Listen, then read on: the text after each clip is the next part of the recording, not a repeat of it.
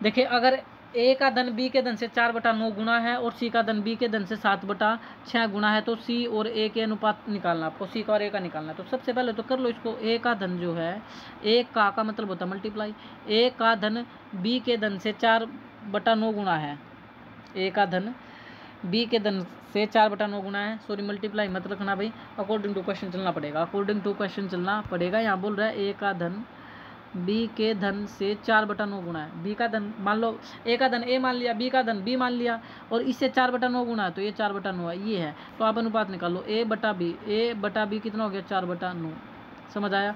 अब आपसे क्या बोल रहा है दूसरे में, सी का धन और सी के धन को सी मान लेते हैं, और बी के धन को बी मान लेते हैं, बी के धन से का 7/6 गुना है, यहाँ पर ये बोला, तो सी अनुपात बी कितना आ गया 7/6 आ गया। अब अगर ध्यान से देखें, यहाँ पर बी तो 9 है और यहाँ बी 6 है, गड़बड़ है, अनुपात में बराबर करो। तो बराबर करने के लिए एलसीएम 9 और 6 का एलसीएम कितना हो गया 18, तो 18 करने के लिए इसकी मल्टीप्लाई किससे करोगे 2 से ऊपर नीचे, और इसकी मल्टीप्लाई 18 करने के लिए 3 से ऊपर नीचे, तो ये कितना हो गया 4 दूनी 8 और 9 दूनी 18। सेम एज इट इज इसको भी करो, 7 तिया 21 और 6 तिये 18, 6 तिये 18। अब ध्यान से देखो बी कितना है सर 18, बी कितना है सर 18, और यहाँ भी कितना है 18। अब आप आराम से निकाल सकते हो। आपसे पूछा सी अनुपात है, सी कितना है 21, सी कितना हो चुका है 21 अनुपात।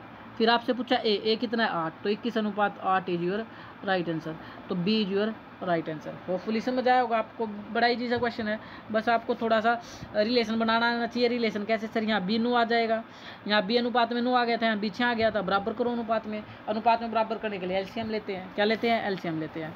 चलिए नेक्स्ट क्वेश्चन देखते हैं। देखिए क्वेश्चन 50 भी बड़ा इजी सा क्वेश्चन है और अच्छे लेवल का क्वेश्चन है, ऐसा क्वेश्चन पूछ लिया जाता है। दो शहरों के बीच उड़ान का किराया 9:11 है, कितना है 9:11 है, और बाद 9:11 बाद दो शहरों के बीच उड़ान का किराया 9:11 के अनुपात में बढ़ गया। तो इसका मतलब क्या है, अनुपात में बढ़ गया, दो शहरों के बीच उड़ान का किराया, मतलब ये कहने का मतलब ये है कि पहले जो किराया था ना, पहले किराया 9 था, बाद में किराया कितना हो गया 11 हो गया अनुपात के अंदर। अब किराए में हुई बढ़ोतरी क्या है, अब मूल रूप से किराया 18,000 रुपये था, मूल किराया जो था वो 18,000 रुपये था। अब आप बताओ क्वेश्चन में मूल रूप से किराया 18,000 रुपये था, और मूल रूप से किराया कितना, वैसे मूल का मतलब स्टार्टिंग होता है, स्टार्टिंग में कितने रुपए देने पड़ते थे 9, कितने रुपए देने पड़ते थे 9। आपसे क्या पूछ रहा है, आपसे पूछ रहा है किराए में बढ़ोतरी आपसे पूछ रहा है, 9 से 11 होने में कितने की बढ़ोतरी हुई सर 2 की, तो मल्टीप्लाई 2 से कर दो।